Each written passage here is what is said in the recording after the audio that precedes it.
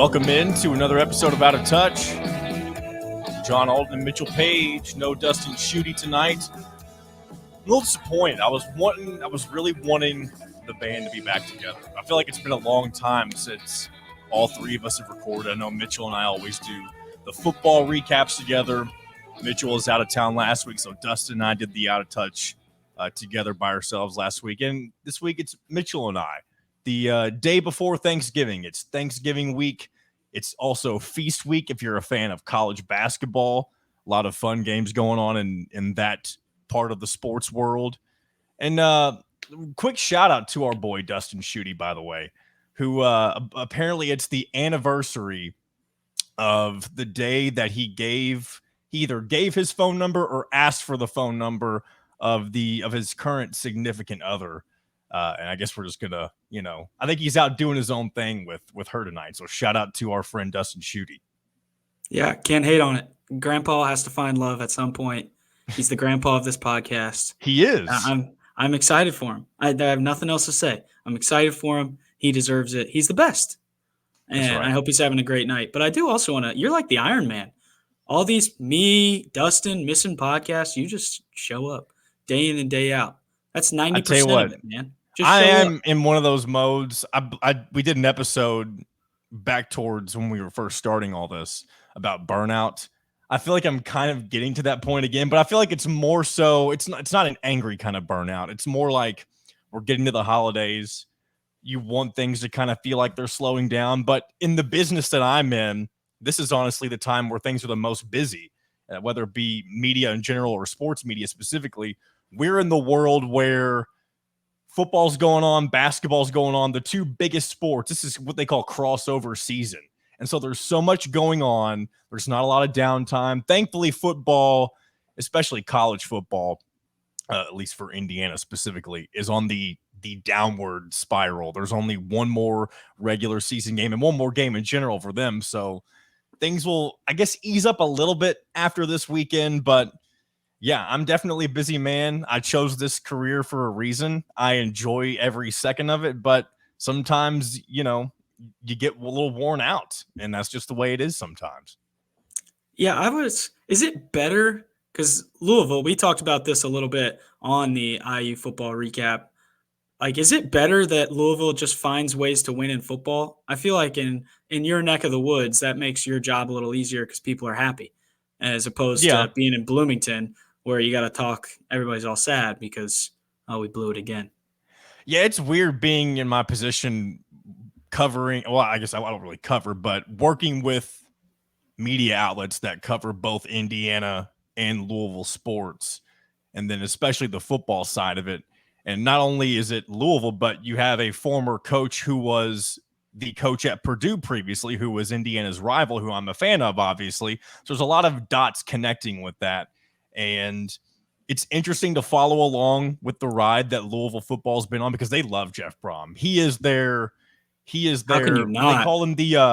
They call him what do they call him? I'm blanking on what they refer to. Oh, he's a part of the first family of Louisville football. That's kind of what he's known as, around the Louisville football faithful down here.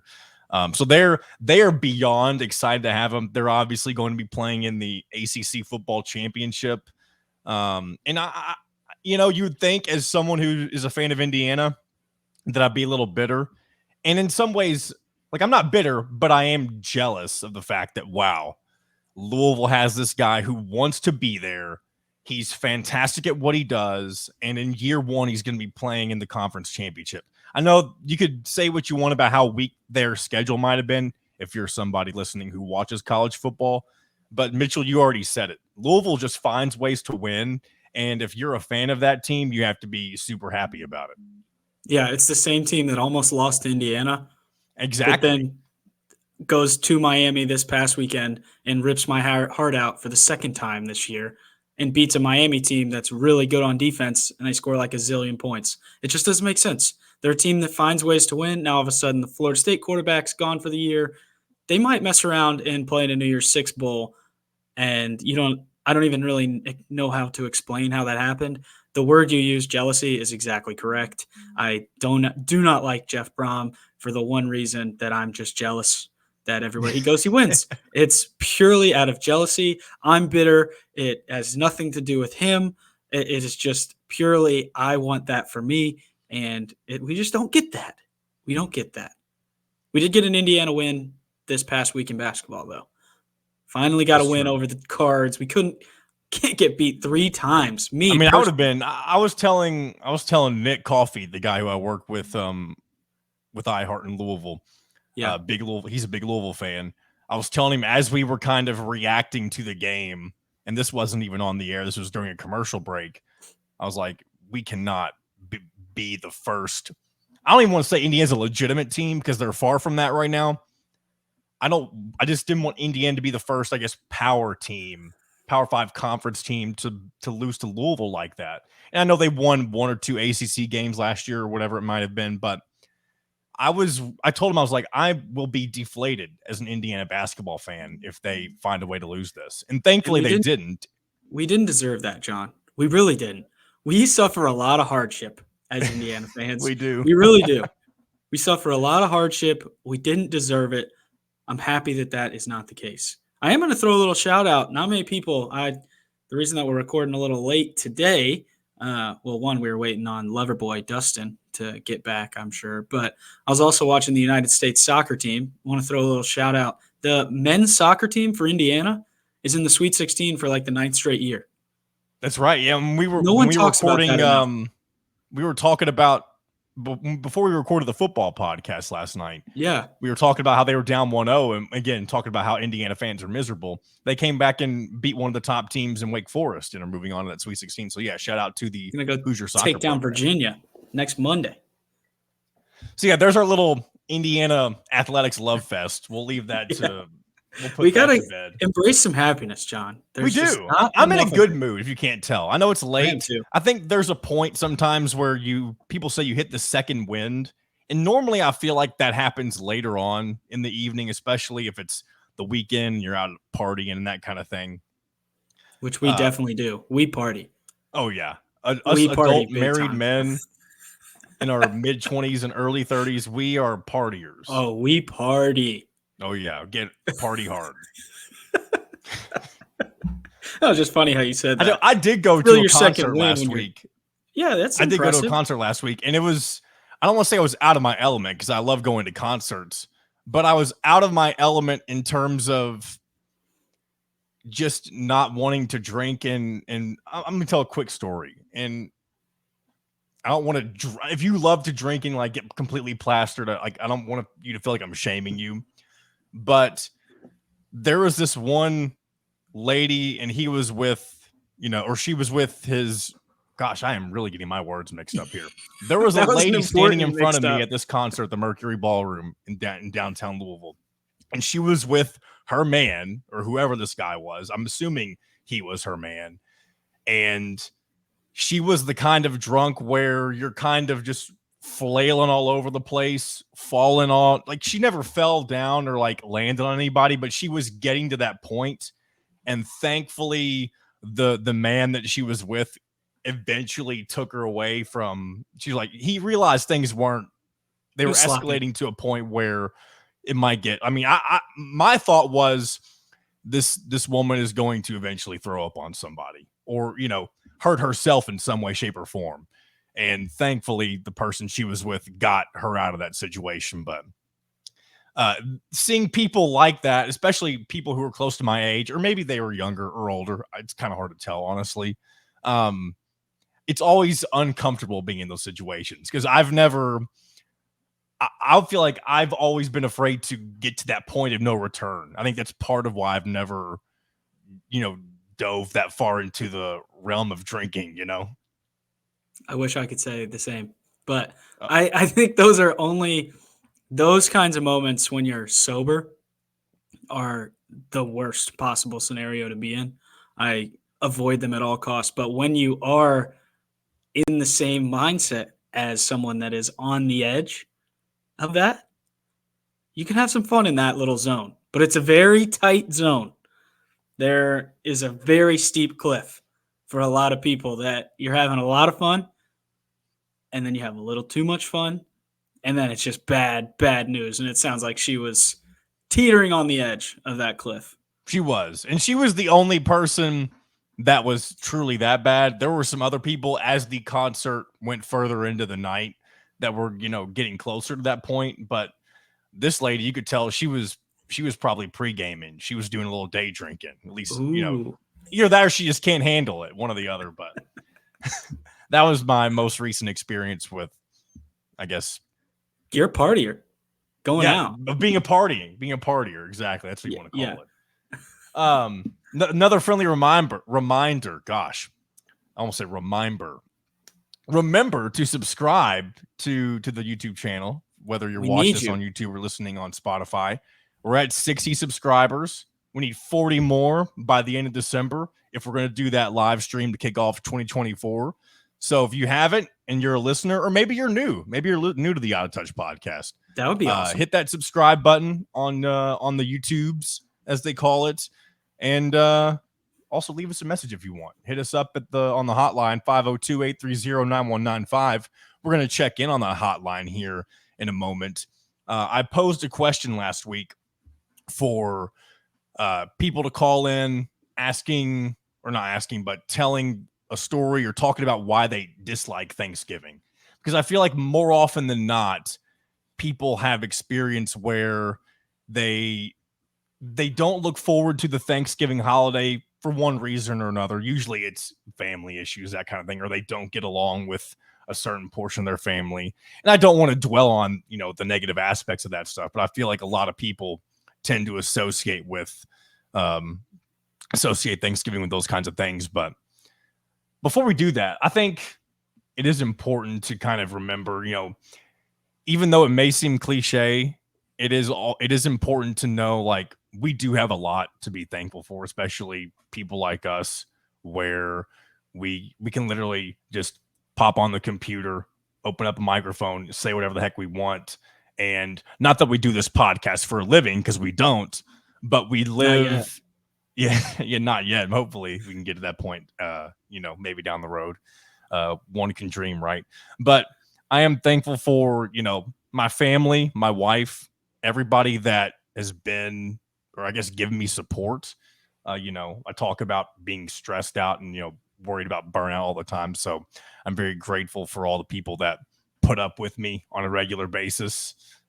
People at work, I'm very thankful to be a healthy human being, even though I am young, and I think it's easy to take that kind of stuff for granted as well. So I'm very thankful for just, I guess, where I am in life, even though there are a lot of times where I might think to myself, I wish I could be this much further along. But they say it's about the journey rather than the destination, right? So we'll get there at some point, but I did want to throw that out there. I don't want to be super negative, even though it seems like I might have framed it up that way last week whenever I posed that suggestion on what to bring to the phone lines.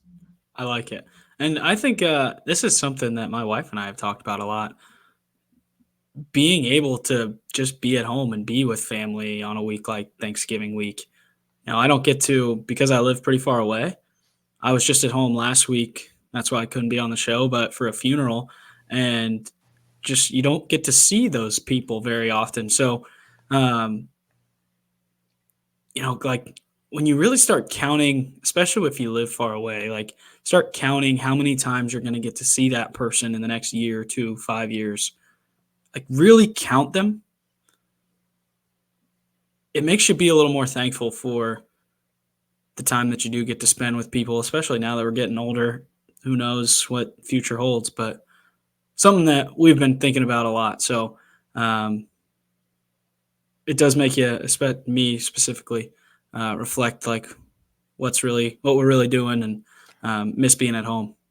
Yeah, because you and I, and really anybody between, like, in their 20s and 30s, I feel like a lot of us always find ourselves in spots where we wonder, are we doing enough to make a difference? Or we want to make sure we're going down the right path in life, that we're helping people, or, bringing joy to somebody, or just being a positive influence on those around us. Because nobody, I don't think, like, obviously neither one of us are striving to do anything stupid with our lives, but it's impossible to know if you're going down the right path until you take it, I guess. And I'm saying that I feel like I'm just spewing words out of my mouth, but these are the things I think about sometimes, especially at my age, where like you want to be able to look, when you're 20, 30 years down the road from where you are now, you want to be able to look back and be like, okay, I know I made mistakes along the way, but I'm glad that I'm at where I am now because it took a lot to get here, or you had to sacrifice some things along the way. So it's really tough to be at an age like this. And, when you want to be able to make that difference, there's no clear path to it. You just kind of have to trust your gut and rely on those around you to help you get where you want to go. Yeah, I think this is something I was laughing about the other day, to kind of piggyback off of what you're saying. You look 20, 30 years, I think that just amplifies. I was thinking about stuff that used to make me worry and freak out when I was Oh even yeah. 25, like how stupid that was. Or like when I was 21 at Indiana, still worrying about, oh, I don't get to play as much as I'd like to. Like in the grand scheme of things, how silly that was. It just is. And obviously that's the most important thing to me. And that's what's going on in that moment. But when you are 30 and you look back on what was really bothering you, getting to play or not play wasn't as important. I was very fortunate, got to play and had a bunch of success, and that was great. But some of the things that you're proud of are like not necessarily getting to actually play. It was, you talk about the journey, thinking about all the times that it was you're by yourself and doing extra work or just not giving up. That's what you're really proud of. And so when you get sometime down the road, 20, 30 years, I think that's what you reflect on more. It's, as I'm just 10 years, 5 years removed from stuff like that, you don't really remember what the outcome of the stuff was. It's mostly been reflecting on what was I doing? What was I thinking? How was I handling what was happening to me? And that's what I'm trying to learn from rather than this is the result that I got. And I think 10 years down the road from now, I'll look back at the stuff that's worrying me right now and think, gosh, that was dumb. I did not need to worry about that. And I'm excited to find out what that is. It is. Yeah. I'm definitely big on worrying. And I think over the past, even just the past couple of weeks, I've gotten a lot better at just realizing that there are things in life that really just aren't worth the time of day. Literally everything, even though it may seem like we even talk about making a difference, nothing matters in the end. I know we're getting super deep here, but I mean, it is Thanksgiving week. And we're talking about being Wow, thankful. that was very positive. And when I say nothing matters, like obviously, what I mean by nothing matters, it's more like everything is temporary. Everything that's here right now is temporary. Like whatever you do at your job or at home, like obviously you want to do everything with a purpose, but ultimately it's not going to matter when you're dead and gone 150 years from now. It's weird to think about it like that, but the little things, I guess that's really what I'm getting at here. Stressing about the little things is not worth it because those little things, and you mentioned it earlier, you're not going to remember those 10, 20, 30, and certainly people are going to remember them whenever you're away from this world. Yeah. It's what impact can you have on other people? That's what's the saying is, like, you die twice, once in your physical form and the second time when people mention you for the last time. And so I think that I use football a lot as a reference on this, but something that I think about a ton is in pregame warmups, there was always a line of however many youngsters, elementary school kids, whatever it was, out there with us while we're warming up. And it's kind of a free flowing time for receivers specifically, right? Especially at my position, I didn't have to be involved with some of the pregame warmup. So I kind of got to freelance and bounce around, which was something that I love to do. And being able to high five those kids and see kind of the same eyes that I had when I was their age and how much I was looking up to those people and being able to be in a position where hopefully somebody looked at me like that and being able to use something like that. And now when you're 30, finding new avenues to share the experiences that I've had. That's been something that I've thought about a whole bunch, and who knows what that'll look like. But yeah, this is a deep start to this episode. I know. Well, I knew that I wanted to mention those kinds of things because of the week that it is, and Yeah, not not taking, I guess, life for granted. Even though less than a couple of minutes ago, I literally said that nothing matters. It's more like, isn't it weird? Like there's a fine line between nothing matters and everything matters. You want to make a difference, but you don't want to worry about everything. yeah, It's finding that happy medium, I guess, right? yeah.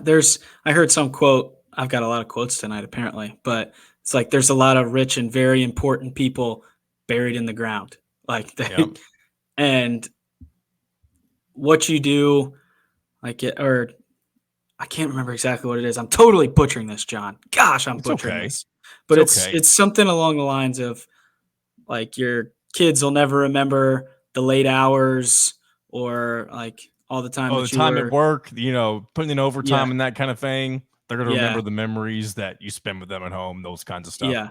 But then there's also the balance of they'll remember how hard you worked to make Yeah. sure that you provided for them, and that's another good lesson. So it's a fine balance. Like their work is important. That's why we're on the earth, and not why we're on the earth, but that's like we're not here to just relax and hang out. Work is Yeah. and sacrifice is a big part of what I believe uh, is a reason for being here. So finding the balance in So everything, there you go. because Well, there's a lot of there's a lot of I take probably too much free time. What about you? see, You probably don't I take think enough. in I think in my mind, I think like I don't give myself the leeway to have free time, and Yeah, I do have it, but I don't think I spend it wisely. I'm the kind of person who, whenever I have a moment, like I'm the kind of person, if I'm watching TV for more than like an hour, and it's not like a game, like a sporting event, if it's just watching TV for leisure, I feel like I'm wasting my time, which that it takes away from the enjoyment of it. And the same thing happens mhm. with honestly with video games. And we talked video games a couple of weeks ago. Anytime I'm doing something that's meant for leisure, for some reason, my brain, I've trained myself to say that I'm wasting my time. I don't know where that stems from. I don't really feel like it's anybody's fault other than my own, I guess.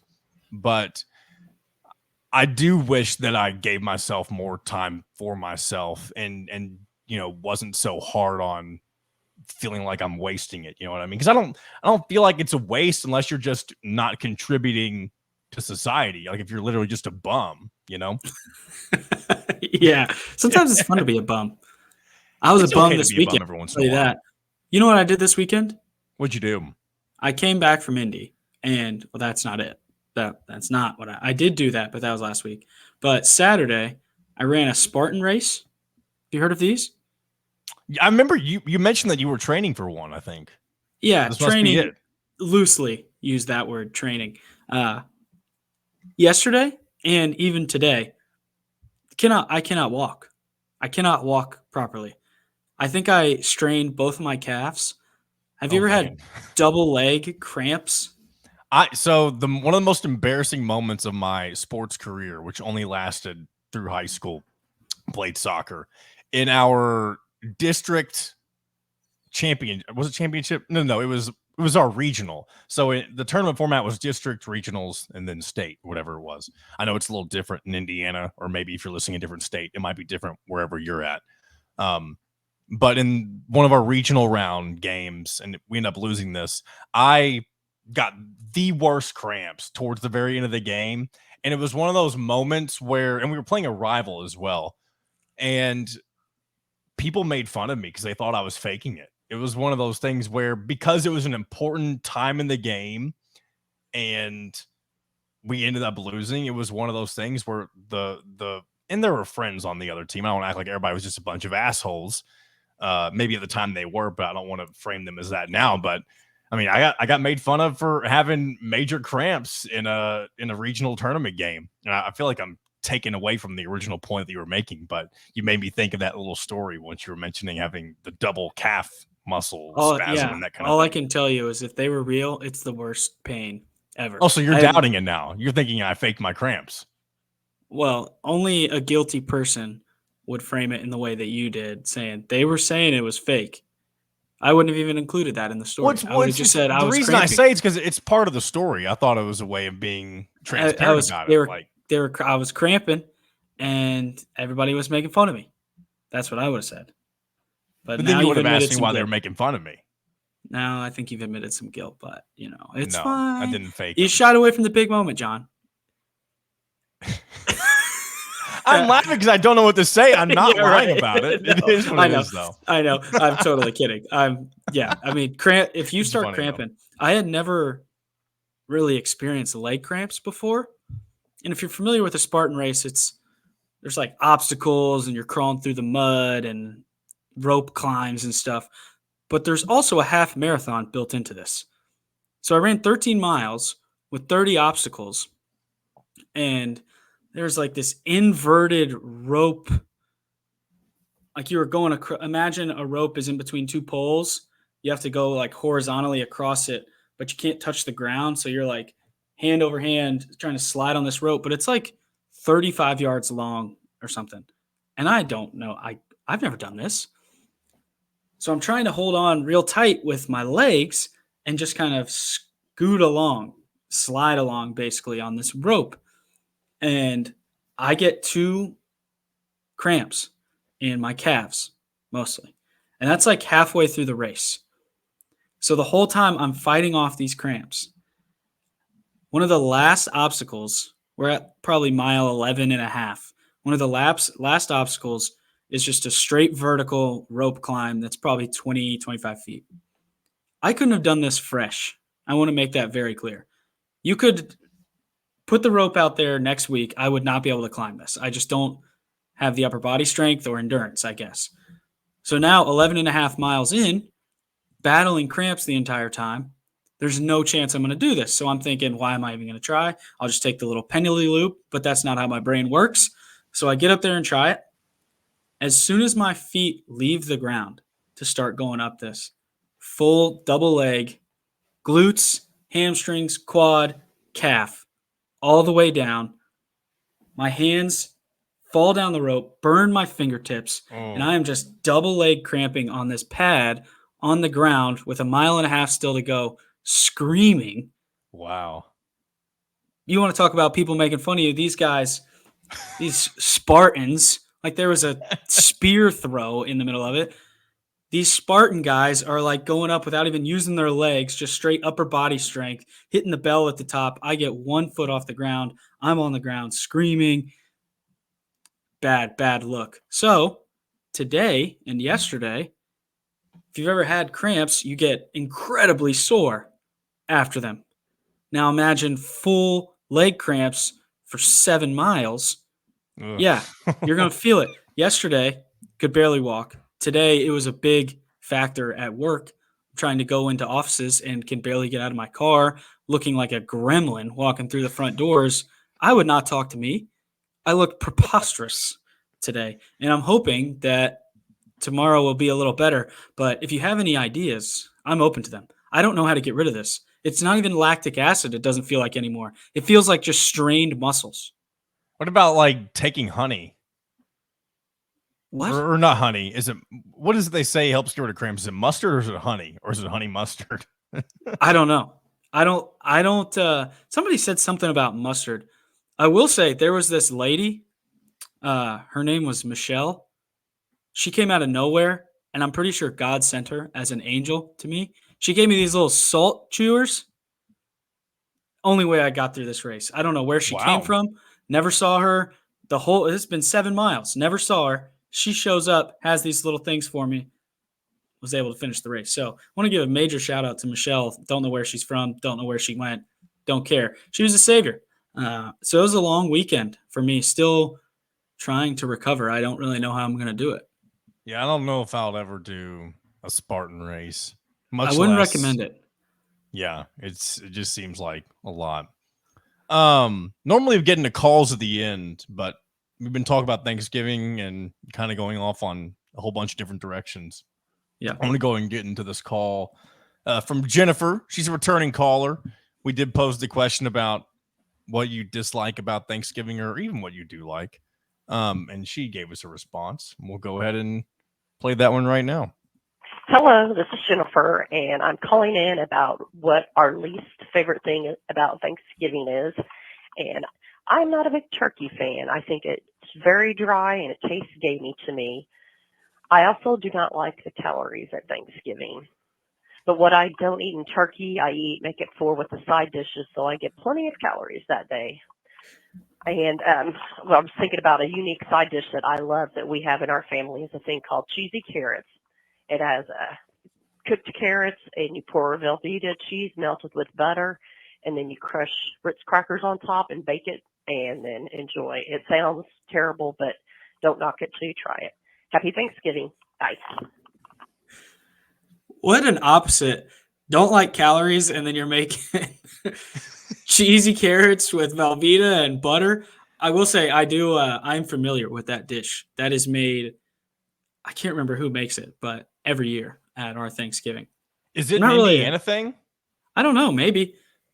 I've definitely seen them before. I don't really like warm carrots, so it's not my favorite thing, but I know that it's gone whenever it's there. People smash it. And I can't tell you how much I agree on her turkey take. People that say they like turkey are liars.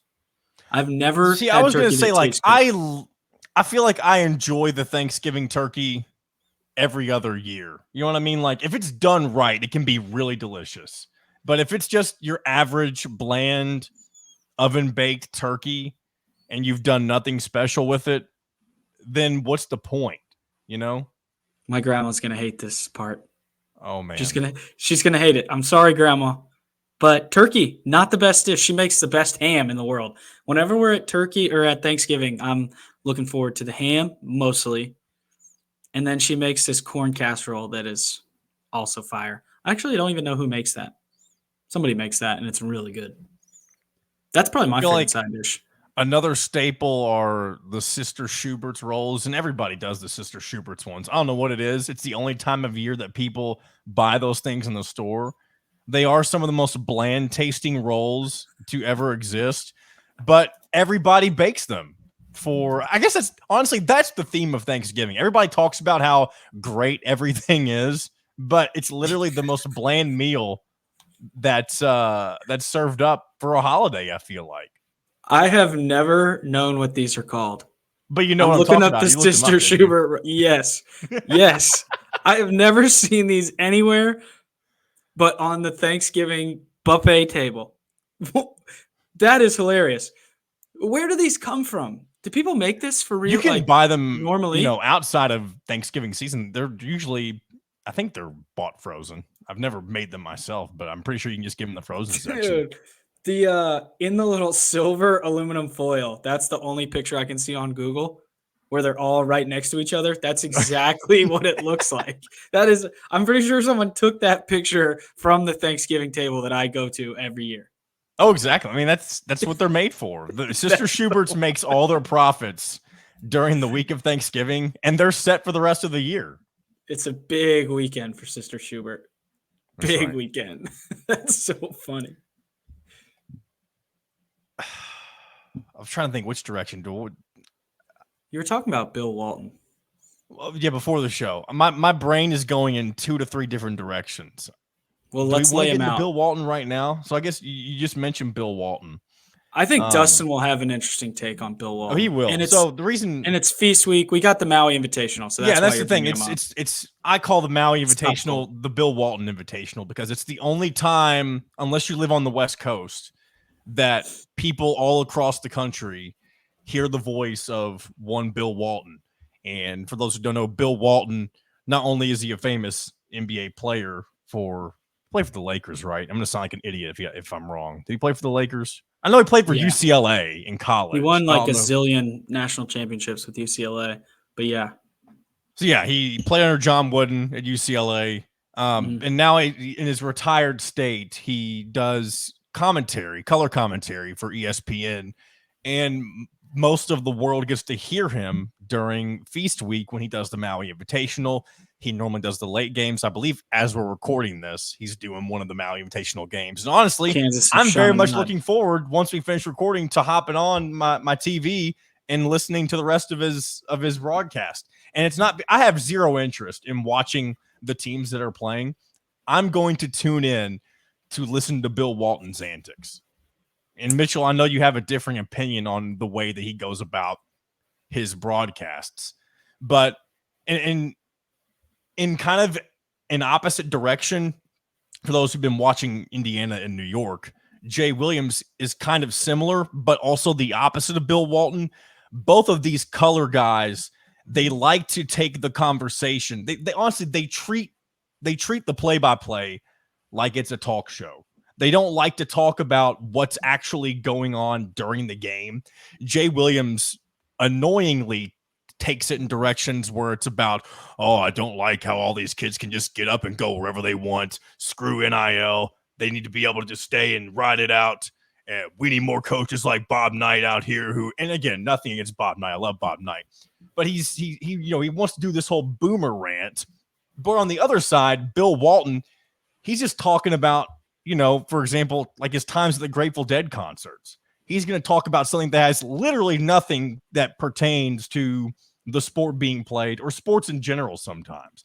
And I know I'm going on a bit of I'm getting on the soapbox here. This is your time. Go for it. There are clips of, and I love revisiting these, of Bill Walton like playing the glockenspiel, of him eating a cupcake that has a candle lit on it and just sticking the entire thing in his mouth on the broadcast. He's done numerous things that no other commentator would do, probably, unless, we've just never heard of them. And I love it. I'm here for it. And I know a lot of people, and including you, Mitchell, are not here for it. And I'm curious as to why you don't like them. I would actually say I'm probably in the minority in not liking listening. Maybe you're in the minority of people our age. I feel like this is going to sound probably mean. Dustin's I don't mean to be mean. Yeah. People Dustin's age. People who are in their mid 40s or maybe older probably hate Bill Walton. Age. Dustin's age. They hate Bill Dustin's Walton? age. Yeah, he's old. I feel like Dustin loves Bill Walton, though, but we're out of touch. That's why I love this crap. I'm just messing with you. I want Dustin to listen to this and me make fun of him. That's all I'm trying to do. He's got to defend himself next week. He'll come back. Yeah, he absolutely will. He's an old man, hopefully finding love. But that's right. I kind of watch sports weird, which is probably surprising with the way that I talk about Indiana specifically. And I feel like I know everything that's going on with Indiana football, Miami football, Indiana basketball. But outside of that, I really don't watch any sports. And when I do watch sports, I'm trying to watch the game. I don't want to listen to the color guy talk about things that do not matter. Like Indiana started their year this year with Robbie Hummel. And I think Robbie Hummel, I'm going to back up, he dogged Indiana for 40 minutes in both the games that he had of them, maybe even 3 games, just dogged them. Talked about how bad they looked. They had no rhythm on offense. Didn't really say anything good about them. And for those who don't know, Robbie Hummel is a Purdue alum who obviously is Indiana's rival. But I could listen to Robbie Hummel color commentate a game every game for the rest of the year. He's knowledgeable, he's realistic, and he's talking about what's happening. He is adding to the viewing experience of what I want to get out of the game, which is watching the game. If you're watching Kansas and Chaminade tonight in the Maui Invitational, then you're unless you're a fan of those two teams, you probably aren't necessarily as interested in what's going on the court. So someone like Bill Walton and whatever he's talking about can add some value. Because Kansas, really good. Chaminade gets to play in this tournament every year. School. Yeah, they get to play in the tournament because it's in Maui. But basketball probably won't be that interesting. So having someone like Bill Walton, sure. throw it out there. But if Indiana were to play in the Maui Invitational and I have to listen to Bill Walton talk about whatever he's talking about, I'm probably watching that game on mute with music playing, which is what I did for Jay Williams against UConn the other day. Like, they're in the same category to me. They just add no value to my experience while I'm trying to watch the team that I care about, specifically when the team that I care about is not doing what I want them to do. Here's another way we differ. I feel like when, and I guess it depends on the way that the mindset that you have entering the game and maybe while you're watching the game, but like when Indiana was most recently in the Maui Invitational and not having a good performance, mind you, and Bill Walton was doing the games, I felt like his presence made the horrible on-court performance palatable just because he was entertaining to me. But I do see where it would be aggravating because you're sitting here listening to this fool and I feel like it's a combination of you're aggravated with the play and you're like, what the hell is this guy talking about?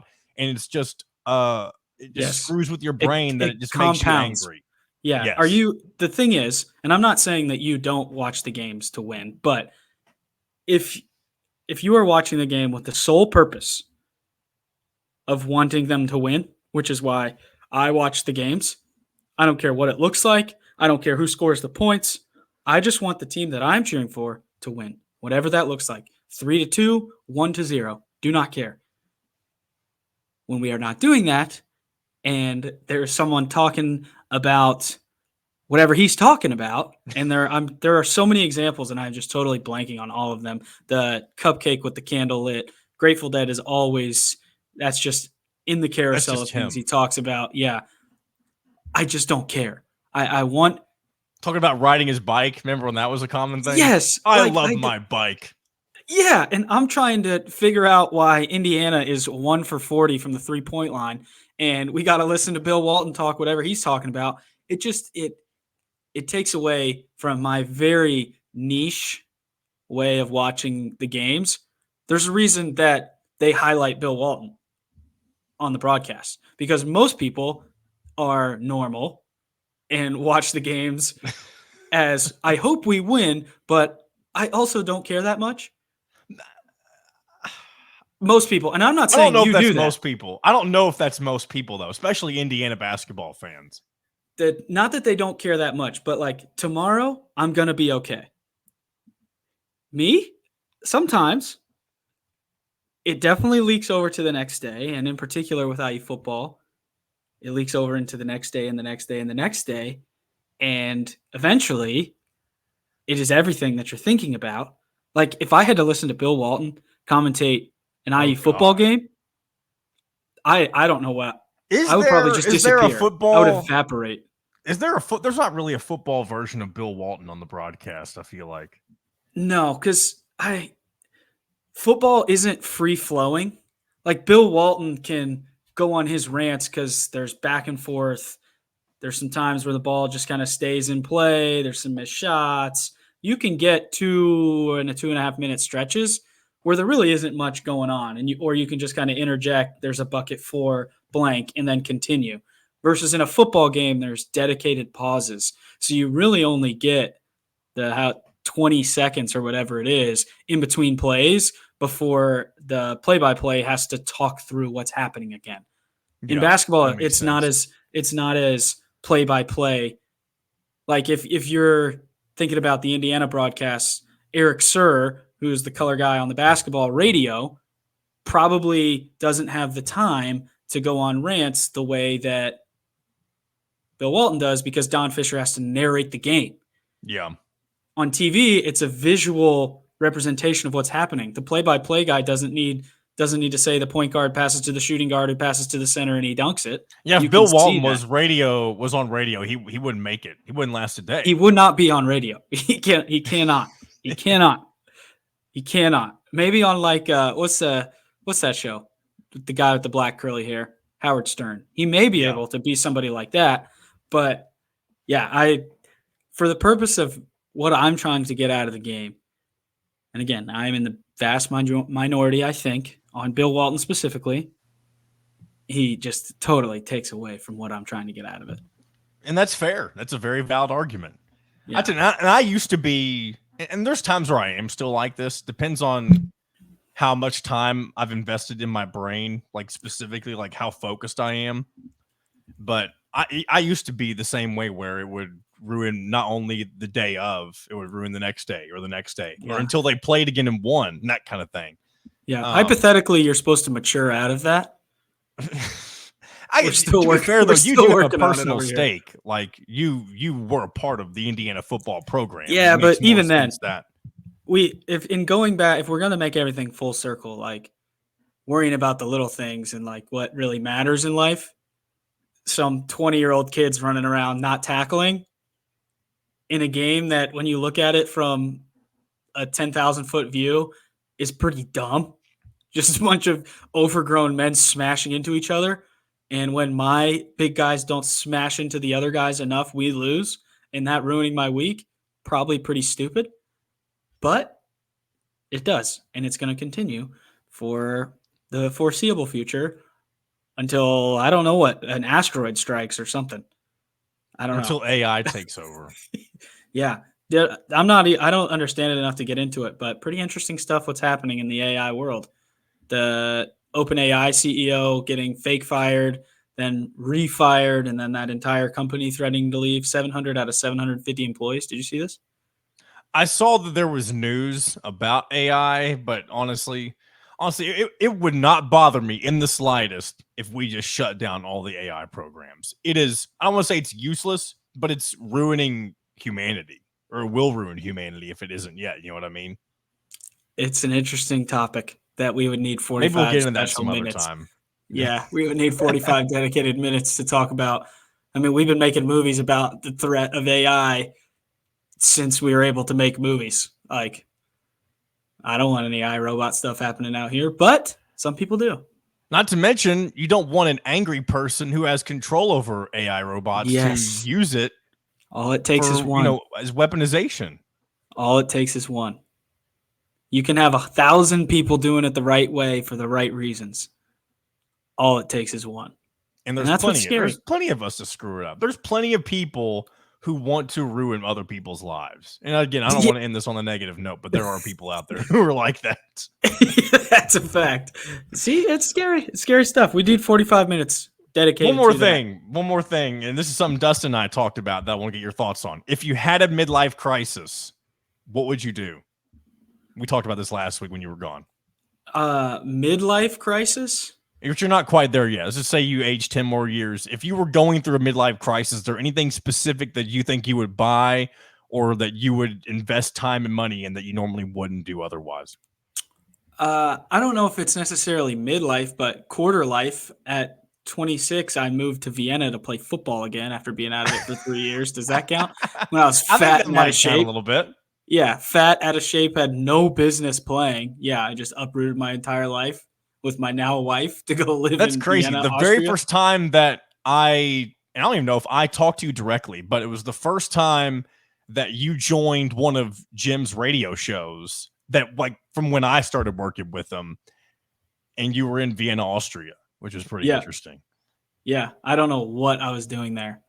You want to talk about being out of touch? This is so fat and bad. Oh my gosh. Just a shell of myself, John. It's embarrassing. Speaking of fat and bad, do that, tomorrow. Happy Thanksgiving. We're going to get this outro music running. Happy Thanksgiving. Thanks for checking us out. And you may not even be listening to this on Thanksgiving. Whenever you're listening to it, we appreciate. Wow. Whenever you are listening to it, we appreciate it as always.